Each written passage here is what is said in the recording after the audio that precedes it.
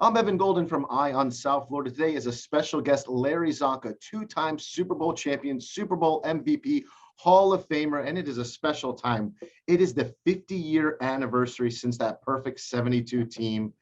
Does it feel like yesterday, Larry? Yeah. Well, I just finished writing a book about it. And after 6 months of working on the book or more, it kind of relived the whole thing, which was, in most respects, was very exciting, was a lot of fun. In some respects, it's a little sad because so many of the fellas on the team have passed, and coaches as well. It's dealing with reality, you know. That's why we wanted to bring you on the show. You wrote a book called Head On. Tell me about the book, where you got the name from, and what kind of inspired you to write this now. Well, I think head on's kind of the running style I had. That's the way the definition of ball control or power ball running was aligned with. It was just in your face, and there's no two ways about it. The rules have changed. It's what happened back then is unique and will never happen again, I hope, because it was a singular moment. And if you can't go all the way, if you go all the way back to the 30s and look at the rules changes coming forward, they change about every 20 years. There's a drastic change, and it's for the better. It's for the protection of the players, and it makes the game more exciting, more competitive. So it's a good thing. But at the same time, I like to look back and occupy that zone, and I thought Head On depicted that. That was the way we played then, was head on. Absolutely. Yeah, you don't see running backs use that style anymore. Like you said, you're not even allowed to do that. And maybe I think it is for a better sake, because I think you broke your nose 10 times in your career with your head on running style. No, I got to correct you there. I never broke my nose. Someone always did it for me. There was always a Nitschke or a Butkus or a Lanier. Someone was always willing to do it, So if you stick your mug in there often enough, it'll get broken, I promise. I mean, I think you look at the football of the past. I mean, obviously the grit, the toughness. I think Shula was making you guys do maybe 3 or 4 day practices. Now they only let them maybe practice 3 or 4 days a week. I mean, the game has really changed in 50 years, right? The rules, about every 20 years, there's major differences in the rules. So when you talk about the greatest of all time, and not to differ from that, statistically, people become the greatest of all time. I understand that. But when you talk about greatest of time, that infers that there was other people that weren't capable of it. And there were other people that could get those kind of stats if they would have played under those rules. But you don't want to take anything away from some of the folks that are called the greatest of all time, because they obviously are outstanding people. But at the same time, you look back and you see people like Bart Starr, you see, Bob Greasy, or Joe Namath. The list goes on and on. Tarkington. There was guys that under the right rules, my gosh, I think Fran Tarkington would still be playing. Well, I know he's passed now, but I think they would have played comparable time. I don't want to demean anything about the players that are active today and are being called the greatest of all time. That's fine, but at the same time, there's other people that under those rules would have done it as well, I'm sure. Absolutely. So what can readers expect from Head On? There's so many football fans of the 72 team, the perfect season. You yourself, you're such a role model, inspiration, a hero to so many people. What can we find in this book that we haven't known before? I grew up in the country. I love the outdoors. I'm not at all at home in downtown New York. I much prefer the outback of Alaska. We explore all those things and how I felt out of place in downtown New York, and was in the company of people like Jim Kick or Joe Namath, and people that were very much at home and loved the city. I always felt kind of, biding time till I could get back to the country is the way I felt. I didn't dislike the city, but I would have rather been in the country. And I think that's depicted well in the book, as well as what my drive was to get to Alaska. I always wanted to go to Alaska. I always pictured that as the last frontier, and I wanted to go and visit. And from the time I was 8, 9 years old and saw a book, Field of Stream magazine with a picture of a Kodiak bear, giant grizzly bear on the front of the cover, I wanted to go there and experience that. I did experience that, and We talk about it quite a bit in the book and refer to it. Some very exciting moments, some very dangerous moments, some very exciting moments.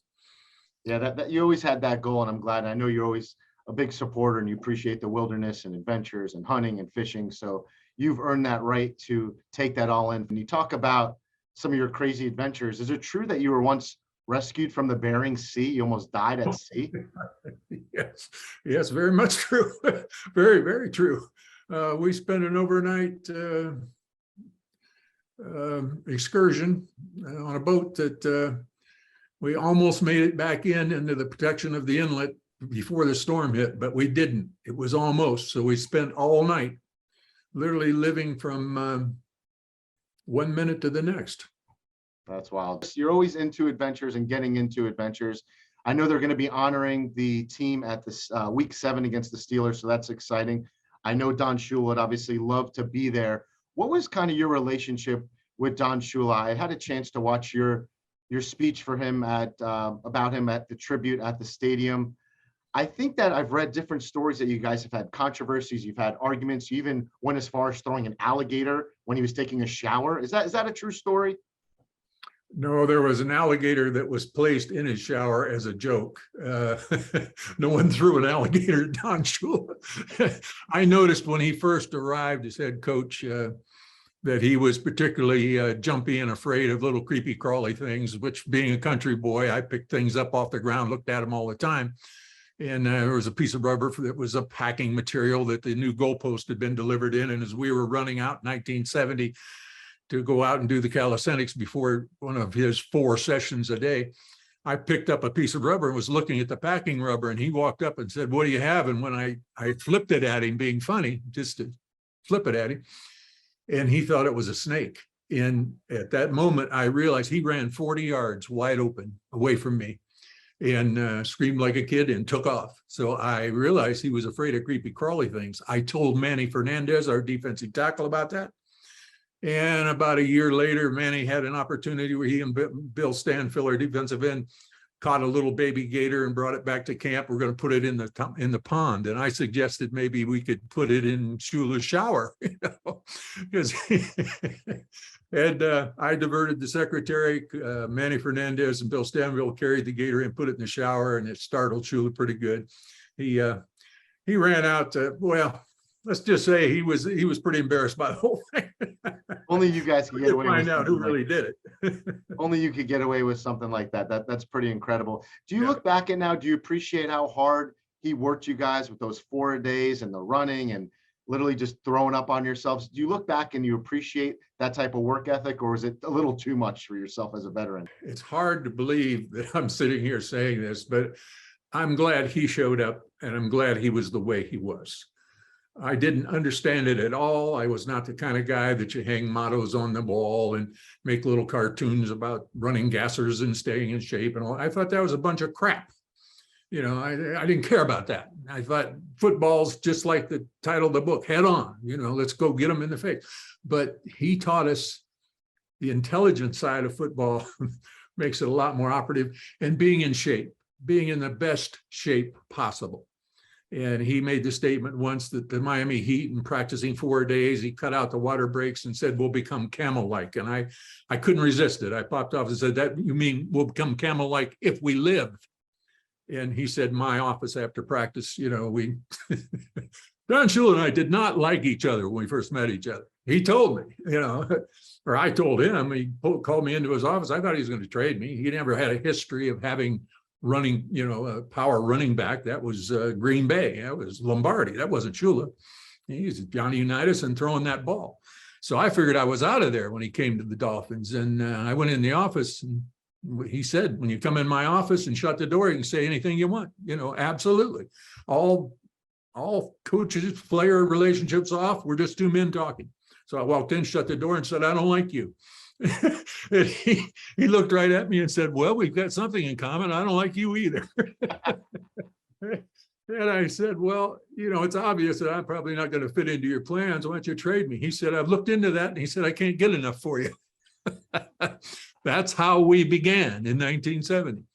And from there, it went to a, you know, that in one respect, that's kind of a negative thing to talk about, but in another respect, it shows how much the truth was dealt with, what reality is when you're putting together a football team. And I think that's very important. I think being able to walk in his office and talk to him straight across the board, and him not holding any animosity towards you from having that conversation. You deal with each other totally honest in his office. In front of the rest of the team, you addressed him as coach, and you didn't backsass him or talk, because he was the boss and he had that power. But I didn't like that system, but as time went on, we started to win. And Evan, in your lifetime, when you do things, you make commitments and you sacrifice things and it works, there's a tremendous feeling of accomplishment. When we started to win, I look back at those little idiosyncrasies that I was taking a lot of, I didn't like. And I realized that's how he does it. That's his plan. So that's what we should follow. If you want to win, you make that sacrifice. Even though it's not the way I would do it, it doesn't matter. It works. When you recognize that fact and you realize that he's the head coach and it works, now you've got something. Now the team starts to become a team. And he was the essence of that. I love that relationship and that honesty you guys had, and it obviously worked. It developed on the field to go from one of the worst to 3 straight Super Bowls, a perfect season, back-to-back championships, you winning a Super Bowl MVP. You're born on Christmas. You are truly a gift to the sport of football in America. So we're so appreciative of you. Let me ask you this, because I know I just had a private tour. I went to the home game this past Sunday. They built a beautiful museum of the 72 Dolphins team. It is remarkable. I saw actually a whole shrine of Dolphin Denny. Do you remember him? Dolphin Denny.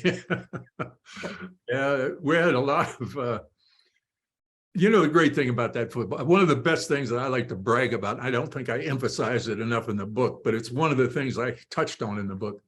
In 1970, there was all kinds of problems, social problems going on in the city of Miami. Racial tensions, political pressure, factionism all through the city. And there literally, riots and all those things going on. But when you take a football team and you stick it down in the middle of that and it starts to win, suddenly it starts to win. I think we became a focal point for that city that kind of calmed it down and started to be a point of pride. And it brought a lot of factions, whether they were political, racial, whatever they were. It brought a lot of people together that wouldn't have been together otherwise. And we started the whole tailgate thing because in Miami, the Orange Bowl was all high fenced in an area, secure area. It was a very rough neighborhood, or whatever that is, rough neighborhood. But after the games, the people parked in the same spots that we did. Players that weren't sanctioned off and kept in different. We parked right amongst everybody, and pretty soon people started to know where our cars were, and they waited for us after the game to talk about the game. And that's when the tailgating sort of was born there. And we got to know all kinds of folks. You'd have a mechanic sitting here and the vice mayor sitting over there. People were talking about not just football. They started talking about some of the social problems. And I think it helped bring people together. I think it gave a focus where they could all get in the same carriage, if you will, and focus on the road together instead of attacking it from separate carriages. I don't know, that's probably a bad simile, but I think it brought people together like they hadn't been brought together before. And that was a good thing in Miami at that time. No, that's a beautiful thing. I love that. And I used to hear stories from my father that the players would actually go tailgate after the game. They were drinking beers, eating chicken wings. Absolutely. With the fans. The Miami police would show up and say, "We've got to close the Orange Bowl. We got to lock this place up." And we go, "Oh, sit down, have a cup of coffee with us, have a hot dog. We know you're on duty. We'd offer you a beer, but sit down." And pretty soon they got permission from I think the vice mayor or somebody granted the permission to keep the Orange Bowl open until like 4 a.m, because we'd all sit out there and BS about the game, and then we'd get into the other ramifications of what was going on in the city. So it became not just an athletic gathering. It started out that way, but it also became a social mixing thing that I think was good for the city, No, I love that. And when you weren't playing football and bringing the community together, you were shooting covers of Sports Illustrated. I also read that you were spending a lot of time with some of the biggest celebrities, icons, Burt Reynolds, Elvis Presley. I just watched the Elvis Presley movie. What was it like hanging out with these type of icons as well? Well, I was in the company of those fellows because of where I was at, and those folks. And like with Elvis, when I was with the other league, I jumped to the World League, and we ended up in Memphis, Tennessee. And Elvis was a fan, and he and Jim Kick got to know each other because they both liked to shoot pool. And well, I was rooming with Jim Kick at the time, so I would go over to Elvis's mansion, and he and Jim would shoot pool, and I'd sit over at the bar and listen to him BS. And we started to know Elvis other than just as a TV rock and roller. He was into football. He liked football, liked to talk football, liked to shoot pool, liked to play 8-ball. And he was had some really good questions. I could tell from his questions. A couple of times he asked me about different things in football. I knew that he had taken part or played or been involved in it from his questions, because they were reflective of somebody that knew a little something about football. That's great. I love that little tidbit of Elvis. Who knew that? He's not just shaking that pelvic and hips, but he was actually a true fan and interested. He's a whole nother guy. There's a whole nother guy there that was a very and a real guy. I mean, real down to earth, and as crazy as he used to act, that was all. Well, that was his deal. That was his come on. But there's another whole person there that's a pretty deep thinking, intelligent, nice guy. That's very cool. That three-headed monster of you, Murky Morris, Jim Kick, was there ever type of animosity towards each other? Or you guys all kind of embraced each other and got along? After the loss in the first Super Bowl, when Mercury sounded off and wanted to be part of the offense, and who could blame him? It was time. He and Jim both aspired to be the starter, and they're competitive with each other, but they were both men, and they both regarded each other with honor. I don't know how else to describe it, but they, as much as they would argue about who should be on the field and why, it never got personal because they kind of liked each other off the field. And as competitive as they were, and as time went on, and they started to split the time in the backfield, making the most of when they were on the field. The only thing I ever heard Jim Kick bitch about or say something negative was he didn't like to be substituted when we were out, when the ball was out down by the end zone, because he had to run 40 yards to the huddle each way, going in and coming out, And so he had a complaint about that. But other than that, he understood it made the team stronger. And that means that we could win that much more. So they were willing to make the sacrifice, but they actually got to be really good friends. That's why I had them come up in when I was doing the Alaska outdoor show in Alaska, I had them come up and go fishing with me. And towards the end of the show, probably around 2014, 15, they both came up and went fishing, and neither one are much fishermen, but it was just hilarious to have them out there and have them together. And it was really heartwarming to see them fly up together from Miami, and how good and how long their friendship was. When Jim got very ill towards the end of his life, Mercury was one of the players that came to see him the most often in Miami, and kept their friendship alive and kept Jim kind of smiling, which was a good thing. That's a nice story, and I like to hear that bond and that friendship and that team first mentality. I know Mercury always has a bottle of champagne on ice ready to pop it when there's no more undefeated teams. Do you join him in that tradition? Well, that tradition got a lot of exposure, and it was made out like that happens. I think it's more Miller Lite beer, but champagne. But there is an appreciation of when the last team falls, and certainly there's been some times when it came right down to the wire. and more appreciation than other times. But it is an inherent. We get together each year and start to talk to each other as it gets down to just one or two teams left.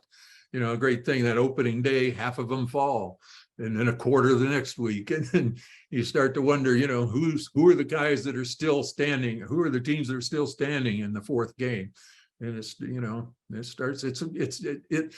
it gets us competitive again each year. Those juices start to flow again because we don't want to see anyone do it. And I'm forever indebted to a guy named Tyree that caught a ball in the side of his head, and Coach Tom Coughlin, who was a classmate of mine at Syracuse years and years ago. I remind him all the time I'm in his debt. That's great. And you'll still go on record that there'll be never another undefeated team. 72 Dolphins will stand alone. Well, you know, every year it's up for grabs. So if someone can do it, all they can do is tie it. Perfect is perfect, whether it's 17-0, 19-0, or 13-0. It's perfect is perfect. So all they can do is tie it. They can't break the record. Well, as of now, Perfectville is only population 1, and that is your team. But it's really inspirational. It's heartwarming to see that it was more than just a football team. Hearing the stories, how you bring the community together, and so many conflicts, have everyone come together for a common goal, support your own hometown team is just a really true blessing. It just really is making me smile. I think the big thing there, Evan, Evan, excuse me for interrupting you, is all we were, the football team, was a conduit.